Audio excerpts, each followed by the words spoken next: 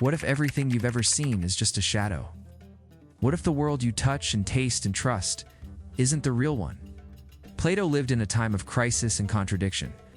Born during the Peloponnesian War, he witnessed the collapse of Athens, the trial and death of Socrates, his teacher, and the failure of democracy to defend its wisest voice. Athens was brilliant, broken. And in the ruins of that brilliance, Plato began searching for a truth untouched by politics, by chaos, by change. He believed the world was sick with illusion, but what then was real? He looked beyond the senses, beyond the shadows.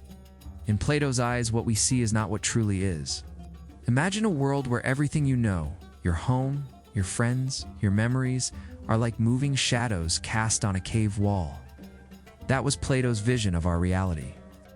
He told the story of prisoners, chained in a dark cave, watching shadows flicker on the wall.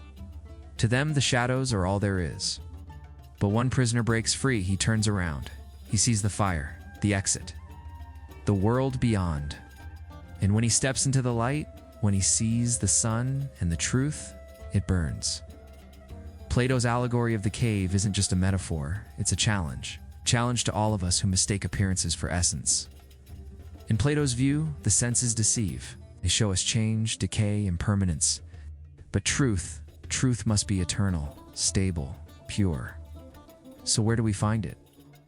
This is where Plato's most radical idea emerges, the theory of ideas or forms. According to him, beyond this world of becoming is a higher world of being, a realm of perfect, changeless forms.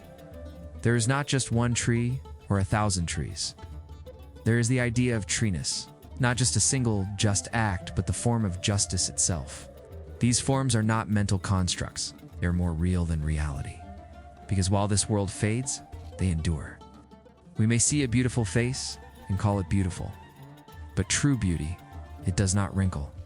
It does not die. It exists in the realm of forms, unseen, untouched, eternal. And how do we access it? Not through our eyes, but through the mind, through reason. Plato believed the soul, immortal and divine, has glimpsed these forms before birth. And philosophy is remembering. Plato's life was shaped by loss. Death of Socrates was more than personal. It was civilizational. He saw what happened when society chased opinion over truth, when rhetoric silenced wisdom. He wanted to build a philosophy that could not be destroyed. In his dialogues, Plato made Socrates the eternal questioner, the midwife of truth. But now Plato takes us further into a metaphysical blueprint of reality. This blueprint shaped everything that came after. But what about our world? The world of mess and matter. Plato did not deny the material world. He saw it as a reflection, a pale copy of the real. Think of a mirror. The image in the mirror is not false, but it's not the thing itself. For Plato, the world we live in is the mirror. The world of forms is the source. But this leads to tension. If the world we live in is illusion, how should we act in it? How do we build justice in a world where justice is only a shadow? Here, Plato turned to the soul. He divided the soul into 3 parts: reason, spirit, and appetite. The just person is one whose soul is in balance. Reason, ruling, spirit supporting, and appetite, obeying. Likewise, the just society mirrors the just soul. Philosopher-kings, guided by reason, should rule. This sounds elitist to us, but to Plato, only those who had seen the sun, who had climbed out of the cave, could lead the way. But Plato's theory was not without critics. His own student, Aristotle, challenged him. If forms exist beyond the world, how do they affect it? Isn't beauty just what is beautiful here and now? Others questioned the hierarchy. Can only the educated think clearly? Is reason really superior to emotion, to desire? Still, the core of Plato's challenge remains: do you accept what you see, or do you seek what lies beneath? You began with a question.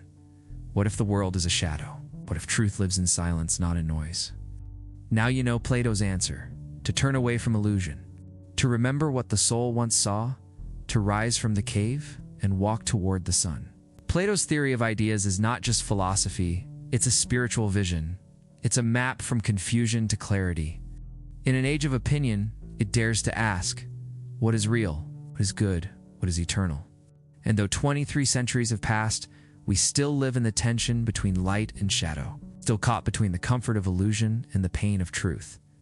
But if you feel the call to step beyond what is given, if you feel even faintly that there's something more, then perhaps like Plato, your journey has already begun.